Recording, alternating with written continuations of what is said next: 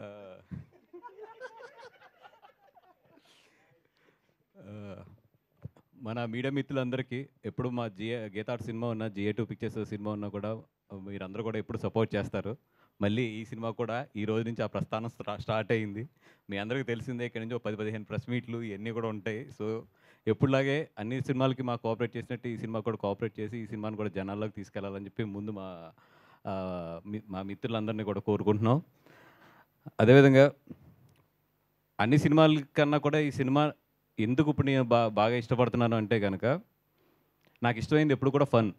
మీరందరూ కూడా చూసుంటారు. ఎంత సీరియస్ విషయంలో ఉన్నా, ఏదున్నా కూడా దాన్ని కూడా ఒక ఫన్‌గానే, ఒక ఎంటర్‌టైన్‌మెంట్‌గానే నేను, అరవింద్ గారు మాట్లాడుకుంటూ ఉంటాం ఒక విషయాన్ని. మాకు ఏదన్నా వర్క్ నుంచి రిలీఫ్ ఉందంటే గనక, ఆ ఎటకారం, ఆ జోకులు ఒక సీరియస్ సిట్యుయేషన్‌లోంచి కూడా ఒక పాజిటివ్‌నెస్ తీసుకొని దాని నుంచి ఎదరికి తీసుకెళ్తాం అనేది అరవింద్ గారి దగ్గర నుంచి నేను చాలా నేర్చుకున్నానది. అంటే ఎంత కష్టంలో ఉన్నా కూడా ఒక్క ఒక్క జోక్ మనల్ని చాలా రిలీఫ్ చేస్తది. అట్లాంటిది ఈ సినిమా నేను ప్రామిస్ చేస్తున్నా. జిఏ2 పిక్చర్స్ నుంచి గాని, గీతార్ట్స్ నుంచి గాని ప్రామిస్ చేస్తున్నా. థియేటర్‌లో వచ్చిన ప్రతి వోళ్ళకి బయటికెళ్ళేటప్పుడు మాత్రం బొగ్గ మాత్రం నొప్పి పెట్టే పంపిస్తాం. అదైతే మాత్రం షూర్ 100% అది. అది అరవింద్ గారి గ్యారంటీ, నా గ్యారంటీ, జిఏ2 గ్యారంటీ. కంపల్సరీ బొగ్గ కొంచెం ఇంకా గట్టిగా నవ్వేవాళ్ళు ఎవరికైనా ఉంటే గనక ఇదేమంటారు స్టమక్ మజిల్ అంటారండి దీన్ని. ఈ 2 మాత్రం నొప్పితోనే బయటికెళ్తారు. అరవింద్ గారు ఎప్పుడు నేను సినిమా తీస్తున్నా కూడా కథేంటి, కథేంటి, కథేంటి అని అడుగుతున్నారు ఎక్కువ. అందుకే ఈ పూట అసలు కథ పెట్టుకోకుండా చాలా జాగ్రత్తగా అరవింద్ గారికి ఒకటే చెప్పాను. సార్ 2 అవర్స్ ఒక అబ్బాయి నాకు కథ చెప్పాడు. అంజి. నేను అతను కథ చెప్పుతుంటే 3 సార్లు కథ కాదు సారీ. ఒక సినిమా చెప్పాడు నాకు 2 అవర్సు. 3 సార్లు నాకు నెప్పెట్టి ఆపమని ఒక టీ తాగి మళ్ళీ కూర్చున్నాను. ఫస్ట్ టైమ్ సార్ నాకు ఒక కథ ఇని 2 రోజులు నాకు ఇక్కడ పెయిన్ వస్తుంటే ఆ సినిమా అంటే పెయిన్ వస్తుంటే అతను తలుచుకున్నా అమ్మ ఎంత నవ్వించాడురా బాబు అని చెప్పి. నేను నవ్విన దాంట్లో ఒక 50% థియేటర్‌లో 100% నవ్వినా కూడా ఈ సినిమా చాలా పెద్ద హిట్టు. సినిమాని చూసాను రీసెంట్‌గా. ఎందుకంటే నేను ఎలక్షన్ బిజీలో ఉన్నా, ఎంత బిజీలో ఉన్నా కూడా చైతన్య గారు మాకు ఏమో ఎవరు అంత గట్టిగా నవ్వారు? నిజంగా బిజీగా ఉన్నాయి బాబు ఎలక్షన్‌లో పని చేశాను నేను.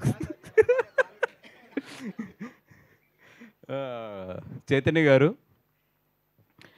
అంటే నాకు నిజంగా ఈ సినిమాకి ఒక బ్రదర్ లాగా ఆయన సపోర్ట్ చేసుకుంటూ వచ్చారు. నిజంగా చైతన్య గారు లేకపోతే గనక ఈ ఈ సినిమాకి నేను పెంచిన వడ్డీలు గాని, నా వల్ల లేట్ అయిన వల్ల అయిన ఖర్చు గాని, ఇయన్నిటికి అరవింద్ గారు ఈ పాటికి నన్ను 2 సార్లు చంపేసేవారు. నిజంగా చైతన్య గారు నేను లేకపోయినా కూడా నా ఆబ్సెన్స్‌లో ఆయన ఉండి నేను ఎలాగైతే అరవింద్ గారికి ఒక సినిమా విషయంలో సపోర్ట్‌గా ఉంటానో, అలాగే నాకు ఆయన మొత్తం సపోర్ట్‌గా ఉండి ఎడిటింగ్ గాని, లేతే మన అంజి గారికి ఆయన ఫస్ట్ సినిమా చేస్తున్నారు కాబట్టి త్రూ ఔట్ ఆయనతో సపోర్ట్‌గా ఉండి వాళ్ళిద్దరు డిస్కస్ చేసి ఈ సినిమాని ఈరోజు ఇంత బాగా బ్యూటిఫుల్‌గా మీరు చూస్తున్న విజువల్స్ గాని, మీరు చూస్తున్న ఒక ఆర్ఆర్ గాని, ఈ అన్ని విషయాల్లోని కూడా వాళ్ళిద్దరూ చాలా సింక్ చేసుకుంటూ, కోఆర్డినేట్ చేసుకుంటూ కూడా ఈ సినిమాని చాలా ఎదరకు తీసుకొచ్చారు.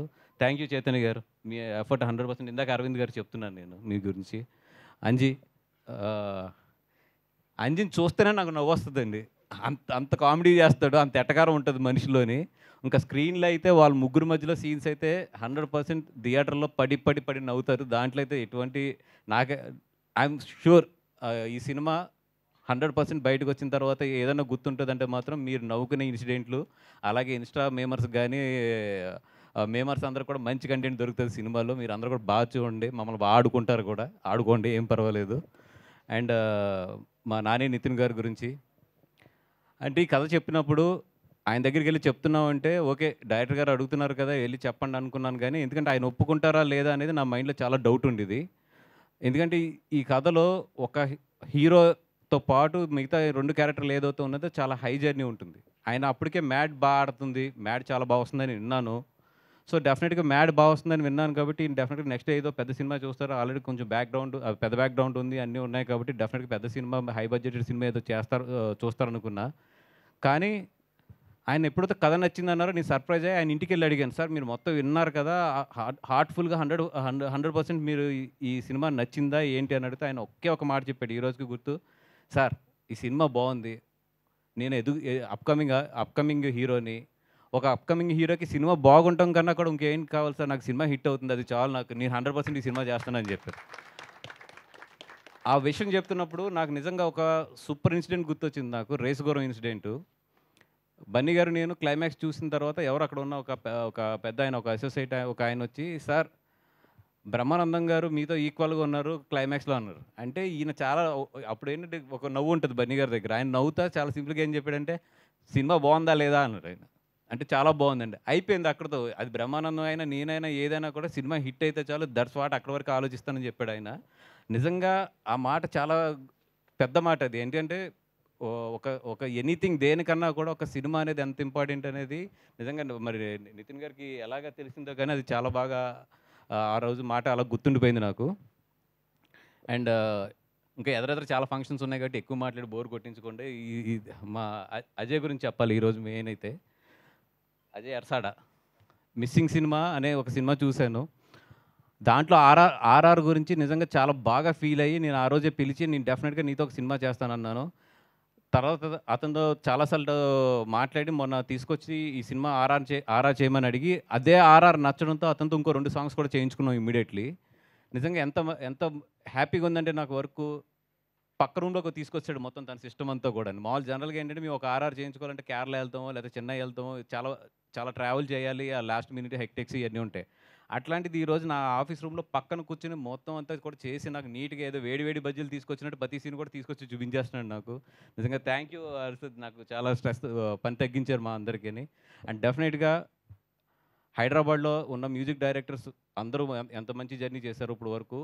ఇంకో మ్యూజిక్ డైరెక్టర్ కూడా మన ఇండస్ట్రీకి హైదరాబాద్ నుంచి యాడ్ అవుతున్నాడు. నిజంగా ఒక థ్యాంక్ యూ సో మచ్ ఇది. అండ్ ఇంకెవరినన్నా సురేష్ బేబీకి రాశారు. ఇప్పుడు ఆయనకి కూడా రాశారు.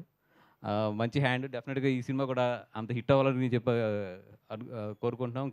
మా కసిరెడ్డి అండ్ అంకిత్ గురించి అయితే చాలా మాట్లాడాలి. వీళ్ళిద్దరి గురించి ఇప్పుడు మాట్లాడే కన్నా కూడా నేను టీజర్ రిలీజ్ అయిన తర్వాత మాట్లాడతాను. అందుకని రిజర్వ్ చేస్తున్నా అది.